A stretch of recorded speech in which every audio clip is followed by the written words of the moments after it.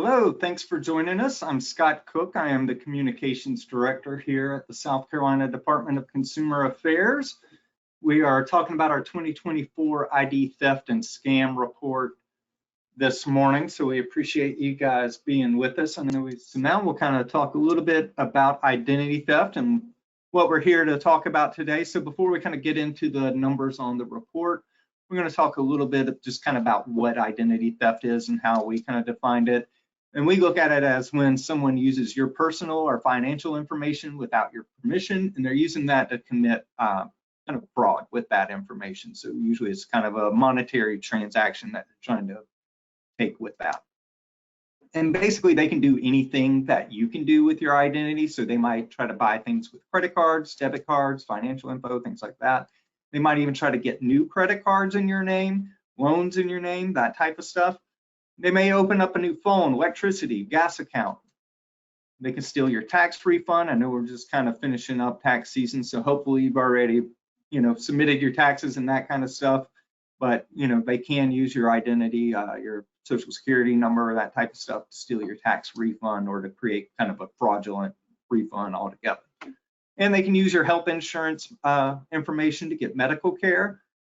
Medical identity theft is one of our top things that we'll kind of get into a little bit. So, and that can be pretty costly. So it's kind of one of those things to keep in mind. And they can also pretend to be you if they are arrested. So if they have their information that's like on your driver's license, that type of stuff, or even some of your other identifying information that can be used, when someone is arrested and they'll pretend to be you. So basically we tell people any way that you use your identity, thieves can also try to use it that way. So it's kind of important to protect your identity for those type of reasons.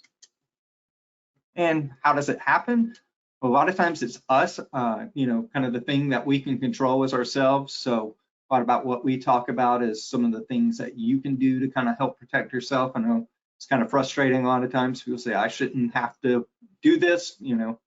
I'm not doing anything wrong, but it is kind of important in identity theft and scams is know the things that you can do to kind of prevent these things from happening and protect your money, protect your information. Security breaches, these are reported to our agency whenever there is 1,000 people or more, or 1,000 consumers or more, I should say, that is impacted in a security breach. They'll report those breaches to our agency. And then we post those on our website, again, consumer.sc.gov, and the identity theft tab, you'll see security breach on there. And you can kind of go in and you can look at those notices that are sent to our agency. So we have those posted so you can, if you're getting those reports in your mail or whatever, you can take a look at the ones that are filed with our agency and kind of double check that information as well. And we also have it listed as the number of consumers that may have been impacted by those breaches. So sometimes it's just kind of good information to know kind of what breaches are being reported, how many people are impacted, things like that. So you can go through our website and take a look at that.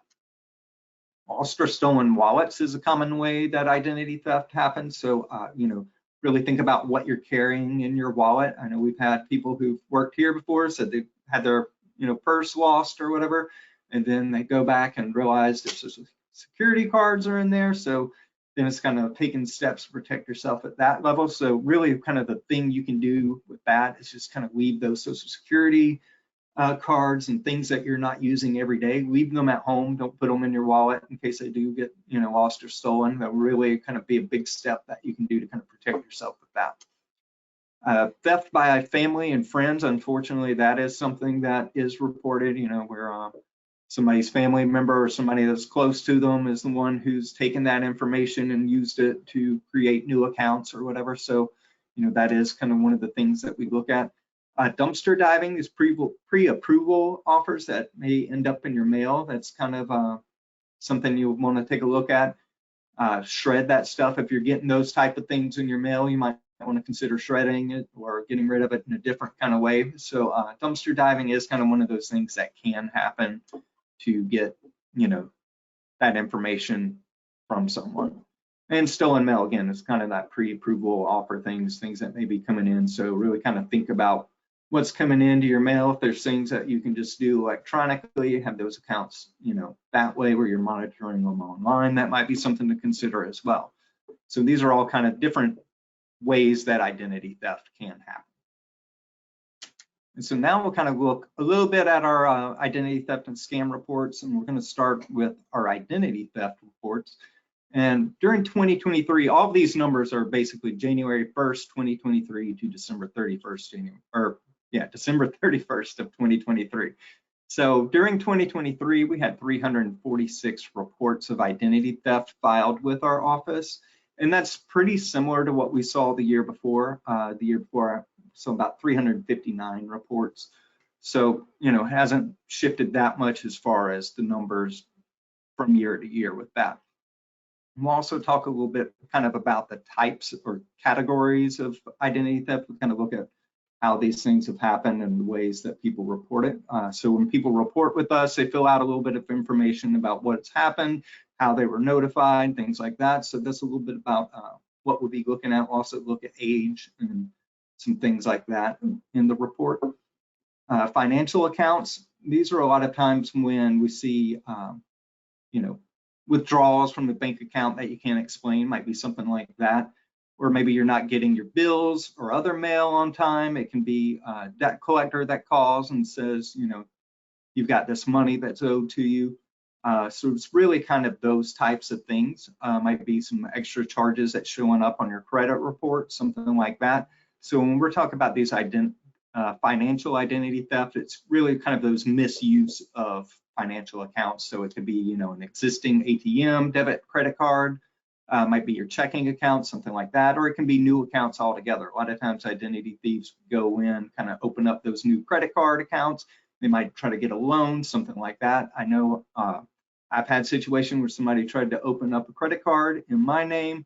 Luckily, I had a credit freeze in place, and that credit card was not able to be created, or that new account wasn't able to be created.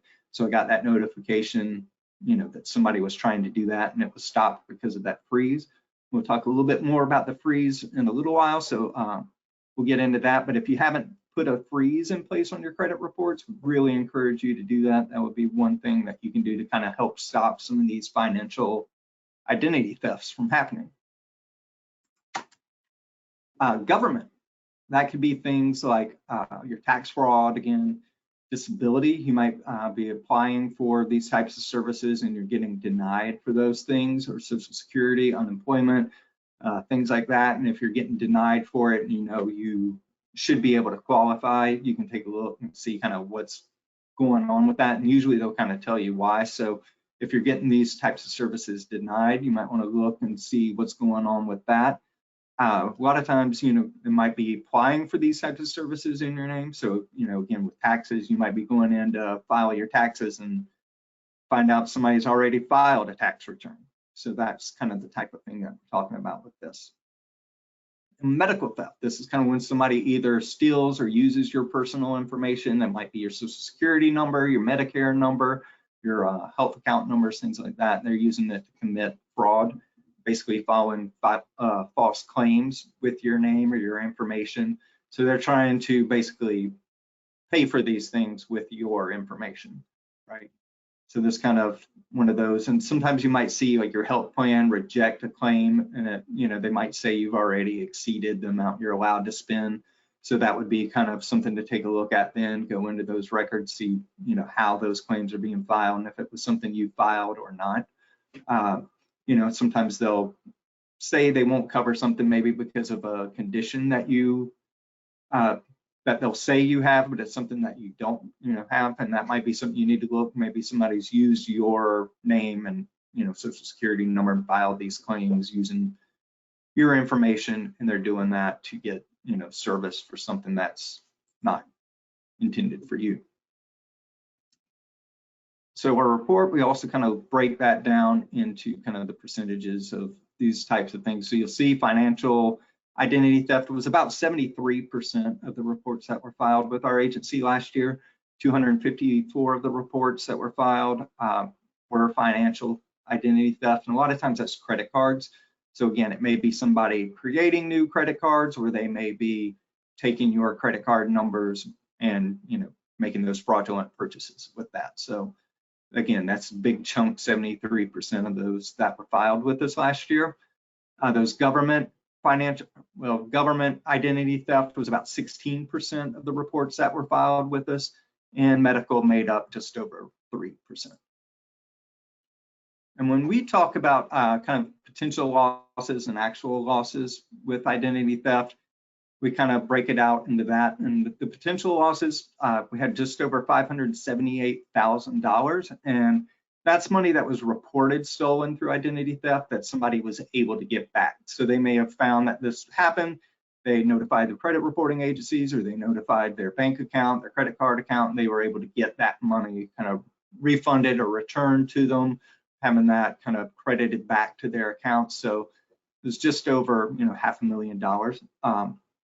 That number's down a little bit from last year. Actually, it's down a good bit, about 40% or so, if I've got my numbers right here in front of me. So it looks like that number was down from last year. So those potential losses were kind of reported to us a little bit different than last year, or a bit lower, I should say, rather than different. Actual losses, we had just over $1 million, $1,026,915 in actual losses, and that's money that consumers lost to identity theft. And again, that's kind of reason we do a lot of these presentations, things like that, is try to be able to kind of help people prevent that money from actually being lost. So that's one of the things that we kind of focus on here. And those losses are actually up from last year. I think we had about 500,000 last year in actual losses. This year it's about $1 million.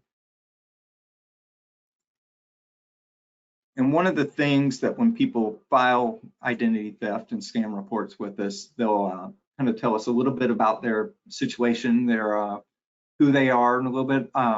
It's kind of important to note this year when we ask people their age for identity theft, 62 of those people who filed identity theft reports with us did not tell us their age.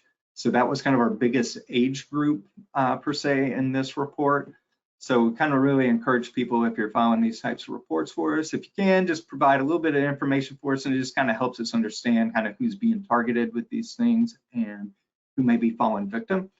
Our largest age group of people who did report an age was 35 to 44 age group with 54 people, and then 52 people in that 55-64. And kind of as you go down with this, it kind of looks pretty similar to what we saw last year. I think last year we had a little bit more people in that 25 to 34 age group that reported with us. Again, but this could just be for a variety of reasons. They may not know that our agency exists or things like that. So, there's a lot of variety of why that could be happening, but it is kind of nice to look at this and kind of be able to see kind of who's being targeted with this, who's maybe falling victim. But kind of the important thing that we like to tell people is it doesn't really matter your age. We know that identity thieves and scams too, they kind of target everybody, right? So they don't really discriminate on age or even your credit score. A lot of times when we go out and do presentations, people say, my credit score is awful. These people aren't going to go after me. My credit score is awful. These people don't care. Basically, they're able to steal your identity.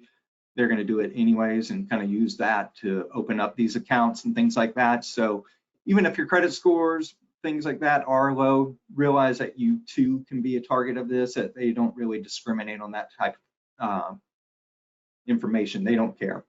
They're going to find ways to be able to use it anyways. Kind of also make it kind of further go down possibly, depending on what they're doing with it and how they're able to use that information. So no matter what, kind of take those steps to protect yourself. So now we'll kind of look a little bit at the discovery method, and this is kind of how the consumer was able to find out about the identity theft.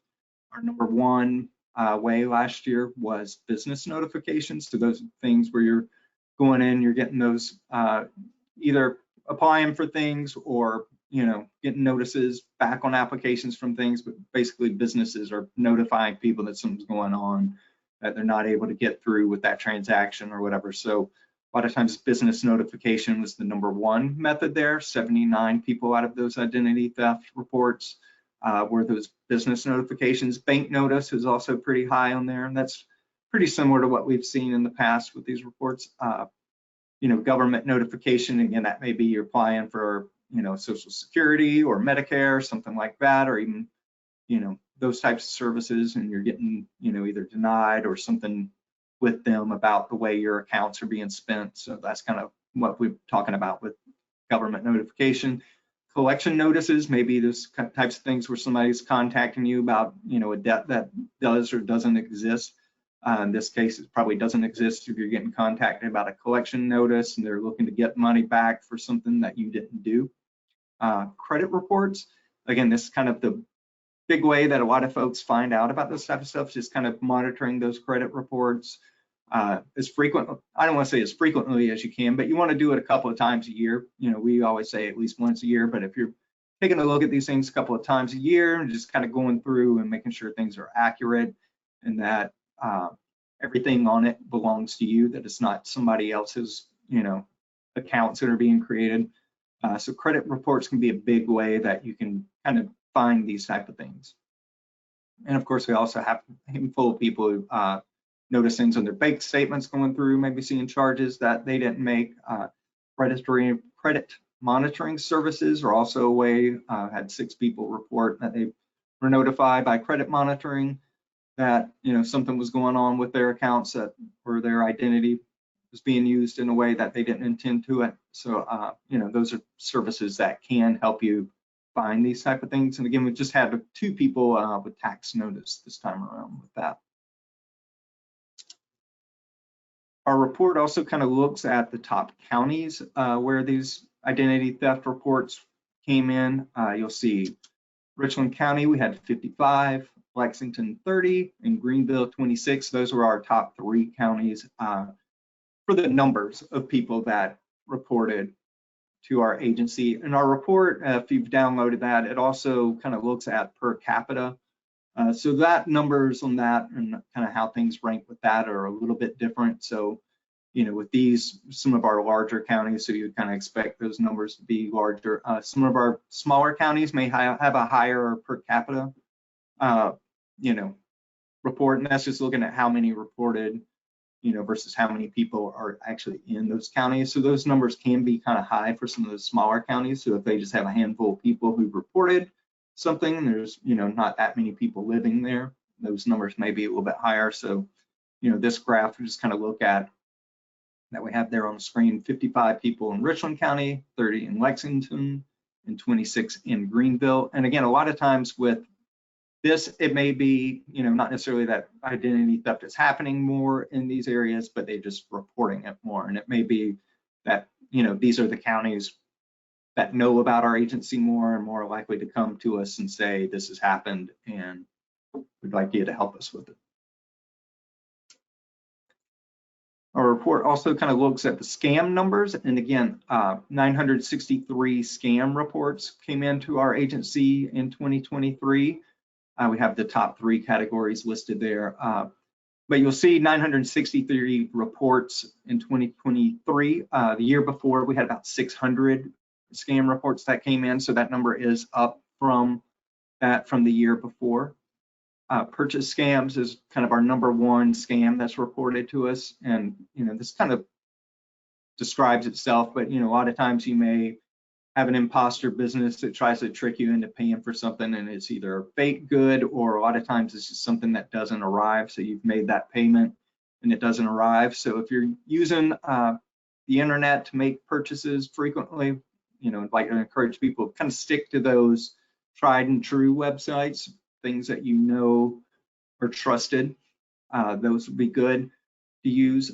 You might want to kind of take a look if you're getting those social media ads or ads that are showing up in your email. You kind of want to take a look at those and double check kind of what they are before you put your financial information in there.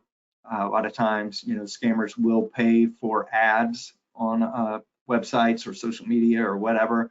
They'll pay money for ads to get their fake website out there in front of people. And a lot of times they'll spend that money kind of knowing that they're going to make a good bit back, right? So, really kind of take a look at those websites that you're using. And also, if you're buying stuff online, really kind of consider using a credit card for those purchases. It'll kind of give you a little bit more protection than what your debit card will offer. Your debit card is going to be that kind of direct transaction that's going to come straight out of your checking account, straight out of your money. So, you know, credit card will give you a little bit more protection then. It's not kind of that direct stream to your personal finances. So really kind of consider using a credit card if you're making a lot of online purchases. Service repair scams, kind of our second set of scams that were reported to us, or second highest. And a lot of times that might be, you know, fake repair service or fake service altogether. Sometimes it might be a fake credit repair. It might be fake internet service, something like that. So kind of take a look at those things that are coming into you with that, and kind of think a little bit about those imposters that may be out there and kind of what those services are. And again, you can kind of check our website for some of those complaints about things as well if they're coming into us. Lottery prizes and sweepstakes. I know a lot of times we all see those things that pop up either in email or social media, kind of promising prizes for filling out surveys, things like that. Just kind of really think about what you're clicking when you click those types of things. A lot of times they're looking for information, but a lot of times they'll tell you to pay to win the prize, right? They'll say you've got to pay taxes, you got to pay some kind of customs fee, something like that, in order to collect this prize. So really kind of take a look at that and think about it. You know, if somebody's asking you to pay money for something that you've won, it's a pretty big red flag. And also kind of that idea too, if you're getting those notices that you've won something, just kind of think about it for a second. You know, if you didn't enter a contest, you probably didn't win the contest, right? So it's really kind of just taking a look at those types of things that are coming into us and kind of taking a step back and really kind of thinking about what these things are that are coming up in front of you. Oops, I'll kind of go back here. My space bar a little too much. But when we look at these, we kind of break it out to in this with this little pie chart.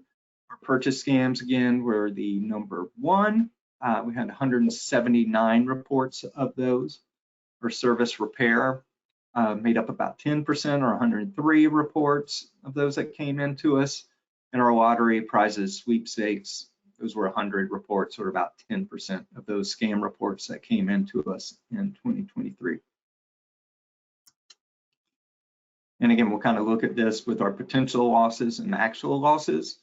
And with scams, we kind of look at it with potential losses as money that the consumer did not lose, right? They didn't necessarily fall victim to the scam, but this is kind of the money that they might have lost if they did fall victim to the scam. So last year we had $1.5 million,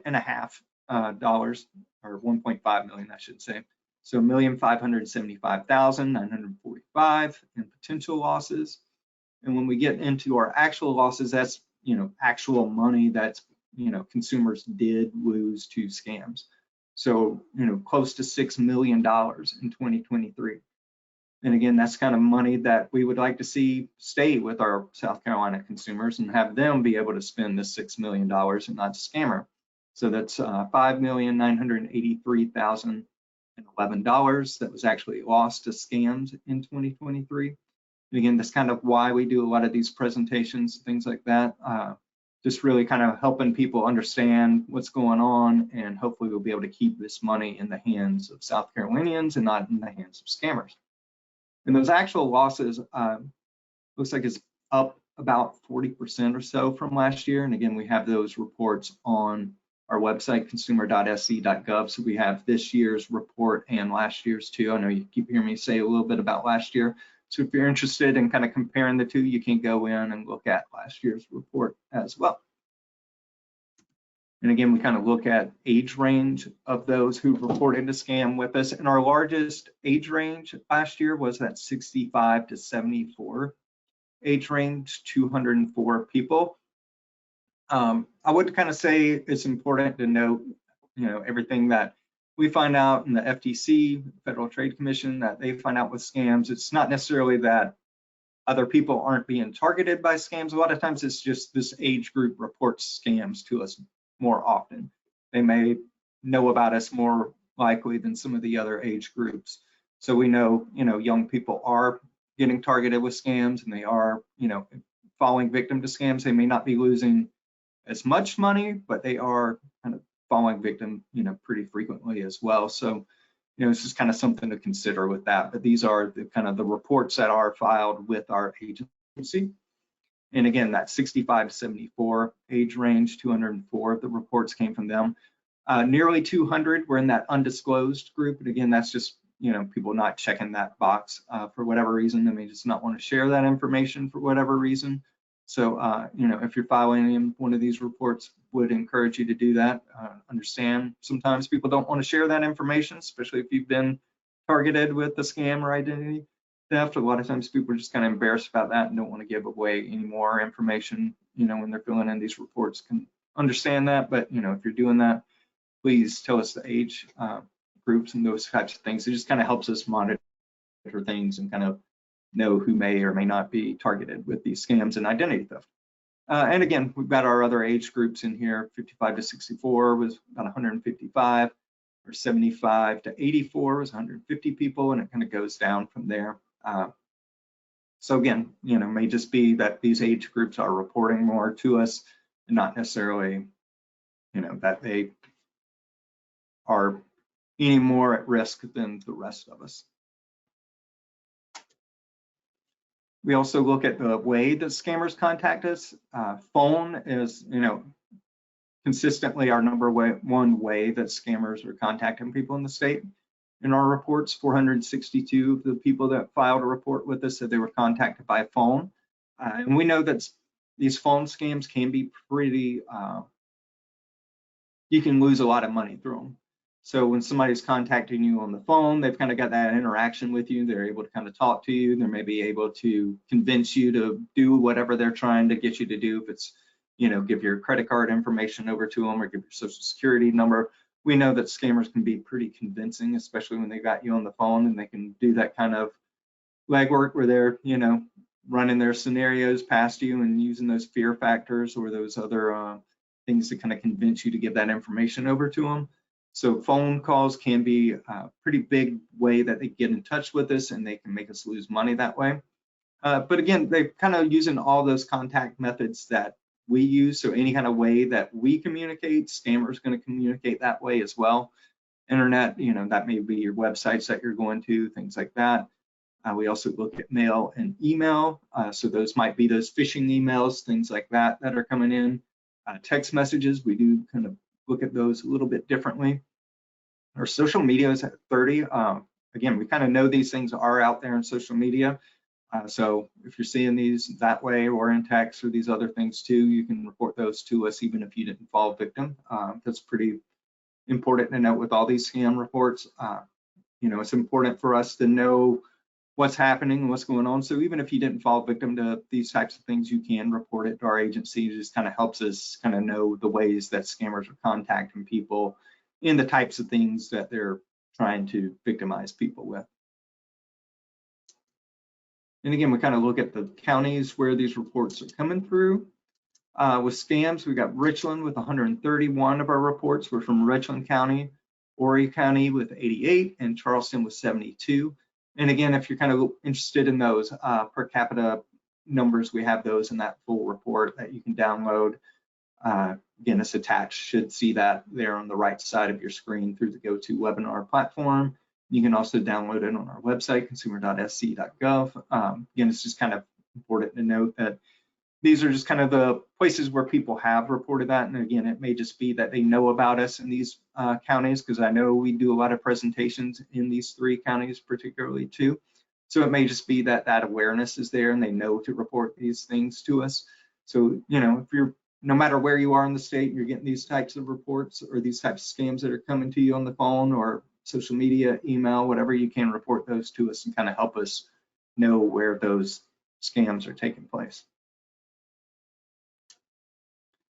And so one thing that we like to do with all of our presentations is kind of talk about the ways that you can spot scams, and it kind of goes back to that thing where I said earlier that, it's about kind of protecting ourselves. The one thing that we can control is ourselves and how we react to these things and what we do, the information that we give away to people. So, we'll talk a little bit about ways that you can spot scams. And, again, kind of one of the things that we tell people is kind of any way that you communicate, scammers are communicating that way as well. So phone, might be things in your mail, text messages, email, websites, in person. That still does happen. There are times where scammers will come door to door, or wherever you are, and try to make that relationship and kind of convince you in person how that's happening. So really kind of keep that in mind as well. And again, they're looking for money, looking for personal information. A lot of that personal information, depending on how they use it, a lot of times it can be more valuable than the money that you might be able to hand over right there. So, that personal information is valuable to them. And, there's always kind of new scams that are coming out there. I like to tell folks, it's one of those things where as soon as we kind of realize what's happening with the scam, scammers are kind of ahead of it and jumping on it, and they may be changing things up or kind of adapting and then trying something new. Sometimes they kind of do repeat themselves, but no matter what the scam is, there's kind of some red flags that are kind of out there for all types of scams. So that's one thing that we like to do, is kind of tell people the ways that you can kind of protect yourself that way. And it's just kind of knowing the common signs of a scam. And one of those big ones is they're going to pretend to be somebody that you know or somebody that you recognize. And they do that kind of to win your trust, when you're kind of, they know that you'll recognize a name that comes in the email. It might be the IRS, or it might be, a police department or something like that. And they'll say, oh, that person's trustworthy. They work for this agency. So, just kind of really think about when somebody contacts you out of the blue and they're saying they're somebody that you know or recognize, kind of raise a flag to that and kind of take another look at what they're saying. They may say there's a problem or a prize. The problem, they may send you that fake invoice that says you owe a couple $100, and you got to do something to fix it, right? So they know if you get a bill unexpectedly for a couple $100, you're likely to jump at it real quick. So, they like to say there's a problem, and they like to say there's a prize. And, the prize is like, who doesn't like free things? Who doesn't like something that's nice? So those promises of, money quick or something nice for free, those are the type of things that they'll kind of put out there. And they'll try to make you kind of act immediately. And a lot of that is just kind of that fear factor, or that rush of, you got to do this right now or else. You might not get that prize if you don't fill out this survey in the next 30 minutes. You might, have that $600 charge go through on your credit card if you don't open up this email right now and respond, to our invoice that's coming in, that fake invoice that we see all the time in text messages and emails. So, they're really trying to make you act immediately. And a lot of that is just, they know that when you're acting quickly, you're going to do things that you wouldn't normally do. You haven't had time to really think it through. So that kind of pressure to act immediately right now, that's kind of one of those red flags that we commonly see with these scams. And they're going to tell you to pay in a specific way, cryptocurrency, gift cards, things like that, money transfer services. Those are kind of those common ways that scammers like you to pay. If somebody's giving you a call and telling you you've got to go to a certain gas station or whatever, or go to those cryptocurrency ATMs that we see a lot of times, if somebody's telling you you have to go and do that in a specific way, a specific place, specific time, and get those accounts to send over to them, that's kind of one of those red flags, especially with cryptocurrency, gift cards, wire transfer. So just kind of think about that. One of the scenarios we tell people, if you went into a grocery store and they wouldn't let you pay with your cash, and they told you you had to pay with a gift card, you kind of raise your eye to that and be like, why do I have to pay with the gift card? It's kind of the same way with some of these other things that, you might be getting phone calls or whatever about. So they're telling you specific forms of payment. That's kind of one of those red flags to watch out for. And now kind of look at our little roadmap to avoid scams. One of the big things that you can do is just don't answer calls or respond to text messages that you don't know. If you're getting a lot of phone calls that show up unrecognized, you might want to kind of think about that. But a lot of times too, the scammers will spoof these phone calls that come in. So just kind of know that those phone calls and text messages that can come in may be spoofed as well. But anytime you're getting these messages from somebody you don't know, take a closer look at it. And don't give your personal or financial information for requests that you didn't make. So again, if you're getting those phone calls, text messages, emails, and they're asking you for, information or money kind of out of the blue, and it's something that you're not expecting, and to take a closer look at it. We know a lot of times that's kind of how these things start, is that kind of that contact out of the blue is something that you didn't really expect, and you're suddenly getting these requests for money. And don't follow pressure for high pressure tactics. Anytime somebody's calling them and they're saying you've got to give this money, and they're trying to kind of really force you into doing that, take a look at it. Don't give them your personal information. You may want to hang up again, and you can always kind of go back and look at those phone numbers, those things, and kind of take a look at who's calling you and go back on your own and make that decision. You can kind of go in and say, if they're pretending to be your power company, you can go back on your bill.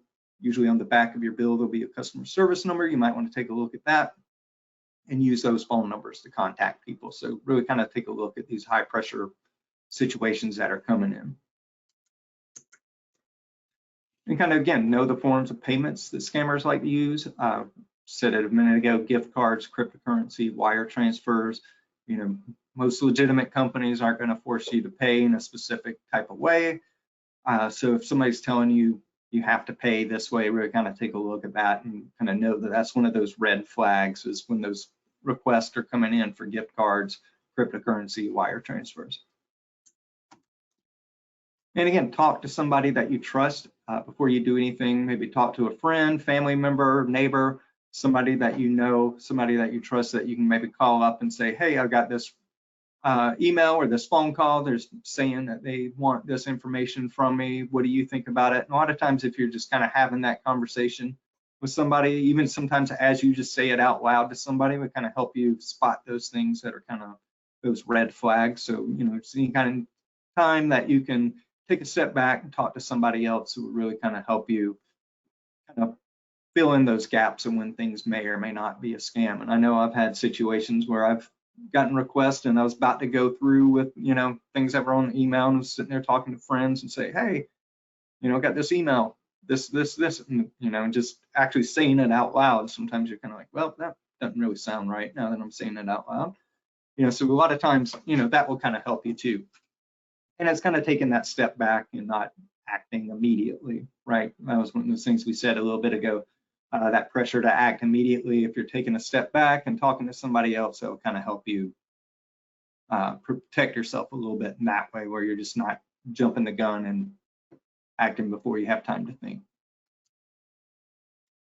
And again, we kind of like these free tools, ways that you can protect yourself and your information. So we've got a few things that you can do to kind of protect yourself with that. And one of the most important things we like to tell people is use multi-factor authentication.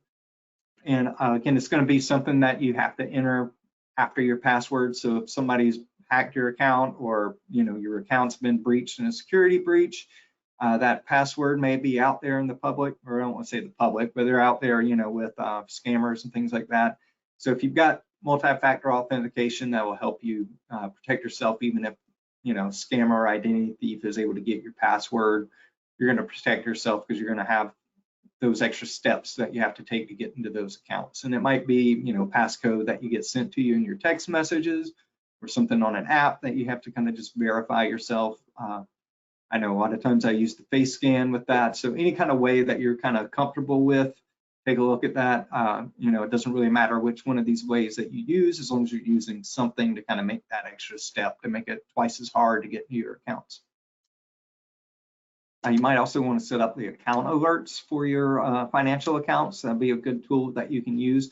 And a lot of times that would just kind of help you notice when something maybe has happened, if an identity thief or scammers kind of gotten a hold of your accounts and they're making those transactions. So you can set it up, where maybe you get a login notice. If somebody's trying to sign into your account, it'll show up on your phone. You'll get a little, is this you alert? Is kind of what we call a lot of those. Sometimes it might be something where if you've spent a certain amount of money, you get a notice on your phone. I know, like my credit card account, it sends me a notice anytime my account's used online. to get another warning if it's over a certain dollar amount. You can kind of set these up a lot of variety of ways depending on your financial accounts. And again, we talked a little bit earlier about credit reports. Really encourage people to check those. We say at least once a year. You might want to do it a little bit more often than that, especially if you're, maybe a security breach victim or something like that. But if you go to annualcreditreport.com, you can get a free report with each of the 3 major credit reporting agencies, and they'll do that every week. You probably don't need to go in every week and look at it, but that option is available to you. If something's going on and you feel like you need to be getting in there frequently to keep an eye on that, you can do that. It is kind of obsessive a little bit, every week. But you might want to set up a couple of times a year that you're going in and taking a look at those things. And again, you're going to want to look and make sure that things are accurate, that all the information in there belongs to accounts that you've got, and kind of the dollar amounts with those are accurate as well. And, we tell people annualcreditreport.com because it is the site that is authorized by federal law. So they are required by law to give you at least one free a year. Right now, they're doing it every week for free. They started doing that after the pandemic started. So they kind of changed the rules with that and allowing you to do that a little bit more frequently now, but it is authorized by federal law, and they're not going to use that information that you're putting in there, and they're not selling that data, things like that. Some of the websites that you get from your credit card, something like that, they may be using some of that information kind of for advertising purposes and things like that, but annualcreditreport.com is authorized by federal law, and they have to kind of take that into account and provide you with a free credit report. Fraud alert may be something you want to consider, especially if you've noticed those signs of identity theft. It will last 1 year. You can put it in place, and then businesses are going to have to take extra steps to verify your identity. And also kind of entitles you to additional free credit reports from the 3 major credit reporting agencies. If you just call one of them, they notify the other one. So you set up one alert, or you go into one account and set up that alert, and then they're going to notify the other 2 major credit reporting agencies. And again, that lasts a year for most cases. There is a extended one there. If you've actually got those signs of identity theft, they can extend it for you, and that process kind of goes into place. And then again, they'll have to take extra steps to verify your identity if you're trying to open up these new accounts and things. Credit freeze is something that we encourage people to do. I've got one in place. You kind of put it in place on all 3 major credit reporting agencies, and it's going to stop people from opening new lines of credit in your name. It's also going to stop people from accessing that information too. And what happens is you'll need to kind of go in and thaw it whenever you want to apply for a new line of credit. So if you're looking for a new loan or a new credit card, something like that, you will have to go in and thaw that credit. But kind of the idea is you go in, you freeze it. You have to do that with all 3 of the credit reporting agencies, but once you go in, you freeze it, nobody's able to open up those new credit accounts or those new loans in your name. So once you're ready to do that, I know I've had one in place on my account for a couple of years now. I had a situation where I kind of unexpectedly had to buy a new car. So what I did is then, I knew I was going to go buy a new car on a certain day. You go in, you thaw the account for that time period that you'll be, looking to open up those new accounts. Then you get that loan. Then when you're ready, you can put that freeze back in place. And the websites will let you set kind of those things online too. So you can go online, you can set it, I want to thaw it for this week or these couple of days, and then have it put back in place in this time period. So it's really kind of a way that you can kind of protect yourself and keep other people from opening up accounts in your name. So no, I've got that freeze in place. And again, I had somebody try to open up a credit card in my name. So that freeze kind of triggered that. I got that notification, this application was applied in your name, that freeze was in place, so it stopped that person from opening that account. I got the notification from the credit reporting bureau that happened, and it really kind of does its job of keeping other people from using your information to open up those fraudulent financial accounts. And if you think you're a victim of a scam or identity theft, you can call our office. We've got an 800 number there, 800-922-1594. You can also go to consumer.sc.gov, and we have our identity theft and our scam report forms on our website. You can download those and then kind of submit that information to us and help us out with that. And if you are a victim of identity theft, we do have an identity theft unit who will be able to kind of go through a lot of the checkpoints, the different things that you might need to do to kind of protect your accounts, things like that. And they can kind of go through that checklist with you and walk you through that process and kind of help you through it. We know it can get kind of complicated, it can get frustrating. So our identity theft unit will kind of look at that with you, what's happened, and kind of help you find those other ways that you might need to, take steps to protect yourself.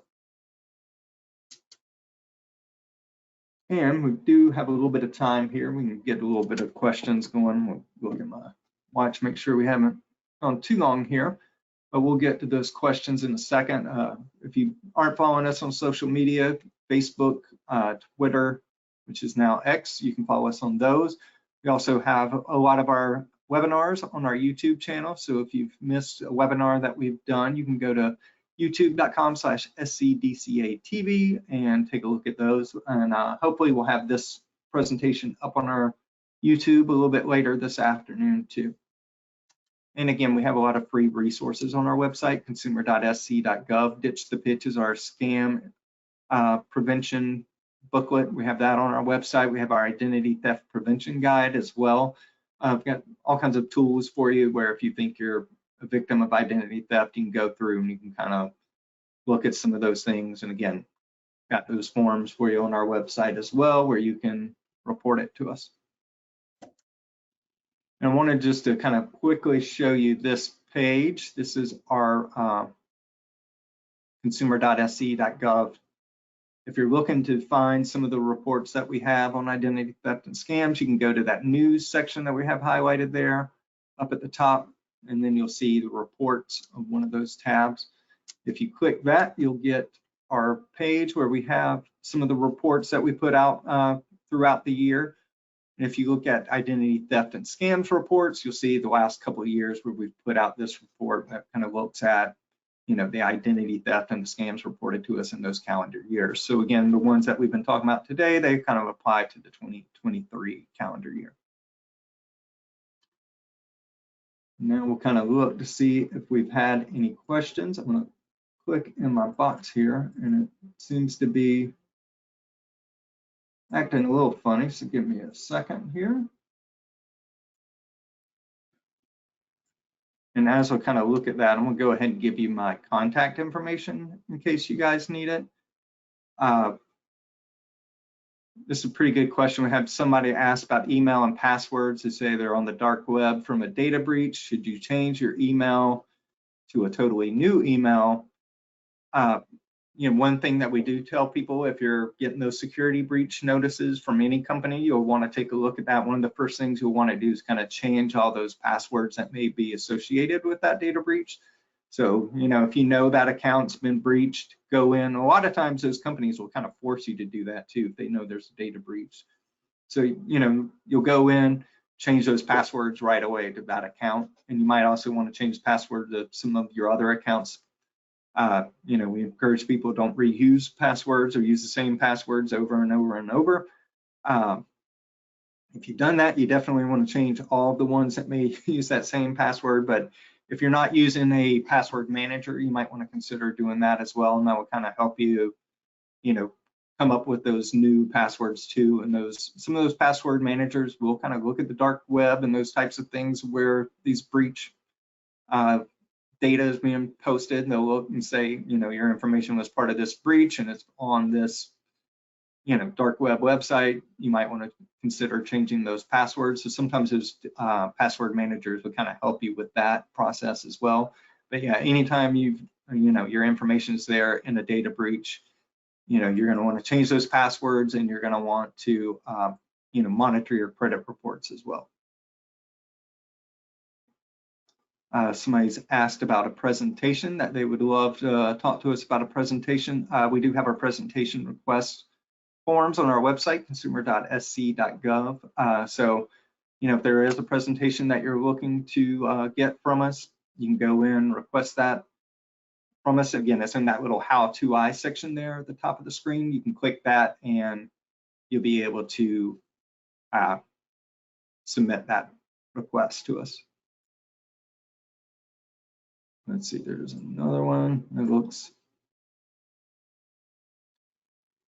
similar. That was about the emails with your credit breach. Somebody's asked, is it better to use personal credit card when purchased online or preloaded credit cards? You know, that might be something you want to do. Those preloaded ones might be a good option for you. Another option might be kind of virtual credit cards too, like even sometimes Apple Pay, things like that, where you're using that one login, that one thing. You're not having to enter all your credit card information over and over and over on various websites. That is kind of one of their selling points with services like that, with Google Pay, Apple Pay, things like that. Some of the virtual credit cards may be a good option as well. Some credit card companies will give you that kind of those temporary numbers where they might generate it on their app or their website or whatever, and then you kind of use those numbers once and it's done forever. So that way those, you know, transactions kind of aren't out there where that data can be found. All those things can be good tools to use. Somebody's asked if you're a victim, where the specific agencies you should file a report with. You can file that identity theft or that scam report with our agency. Again, consumer.sc.gov. Some cases, depending on what the situation is, you might, you know, we might tell you you also need to file a report with your local sheriff's department or your local police department, depending on what it is. If it's some type of internet crime, you might need to also file that report with the FBI just to kind of get that information out there as well. A lot of times with internet crimes, we know those things, you know, they definitely cross state lines, but they also cross international borders as well. So kind of depending on what that specific situation is, you may need to file those reports with, you know, various law enforcement as well. So, you know, that is one thing that our identity theft and scam unit can help you with, is kind of take a look at that and figure out where else you need to report it. With identity theft, there is a report with the Federal Trade Commission that we do, or that we will, you know, tell you to fill out. You also probably need to fill out an information report with your local police department just to get that information in there, because they do require that report with that as well. But again, our identity theft unit can kind of help walk you through that process as well. We'll give it another second here. But again, if you're thinking of things throughout the day, got my contact information up there. scook@scconsumer.gov is my email, and I've got my phone number there on the screen too. You can shoot me an email anytime. My email also gets the ones that if you got our email notice about the webinar, that public information email address, those come in to me as well. So if you got any other questions, you can shoot them to that email, and then I can respond to them too with that. But we really appreciate you guys joining us today for this hour. I hope this information was helpful to you. We hope that you'll be with us for another Wednesday webinar, and we will see you then. Thank you.